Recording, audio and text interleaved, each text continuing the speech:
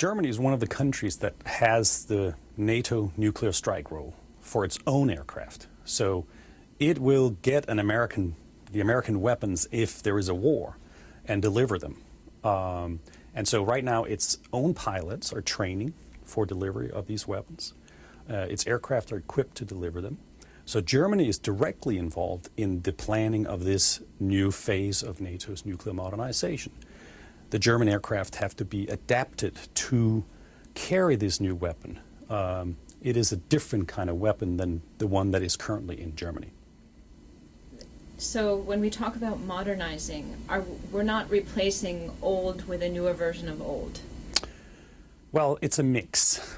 The reason is they're taking the same nuclear warhead from the bombs that are currently in Europe. And they're taking this warhead and that warhead section, but then they're adding a new guided tail kit to it. So this will be a weapon that can be guided to its target. It'll be more accurate than the weapons that are currently in German bases. And so it is a new weapon in that sense because the United States does not have a guided nuclear bomb in its current inventory. NATO does not have a guided nuclear bomb. So this is a new weapon in that sense. Does this then start to blur the line between tactical and strategic?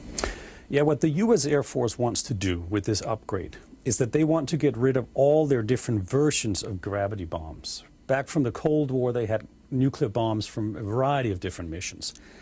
They would like to have one weapon that can do all the missions. That'll be cheaper, easier to maintain, all that. So that will go on both the long-range strategic bombers that are based in the United States, but it will also be equipped to the tactical fighter bombers that are in Europe. So that will blur the line somewhat between strategic and tactical. And it seems to be mainly determined by what kind of aircraft it is on at the moment of delivery. But it's the same weapon, same kind of weapon that'll be on the B-2 bomber, that'll go on the Tornado. Why it is so meaningful that the German fighter pilots are going to be involved in the modernization?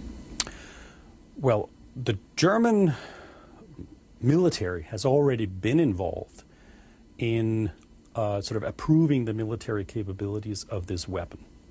That happened back in 2010, where the United States Air Force consulted with a number of NATO allies, including Germany, about what capabilities this weapon should have.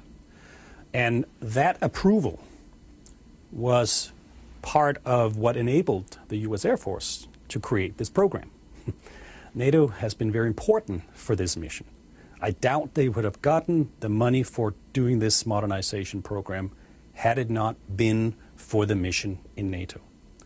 So that is an important function that Germany did not go in and say, no, we don't want that. And how are their pilots going to be involved in the program? Well, the German pilots are tasked to receive the weapons. At Büchel Air Base, there's an American Air Force unit that currently has control of the weapons. But if a war happened and the U.S. president authorized and NATO approved that these weapons would actually be used, American guards would hand the weapons over to the German pilots sitting in their aircraft. It would be German pilots that would nuke a facility somewhere. That's an extraordinary situation for a country that has pledged not to receive nuclear weapons directly or indirectly. They would receive nuclear weapons indirectly. They would be handed over to them by a nuclear power in case of war.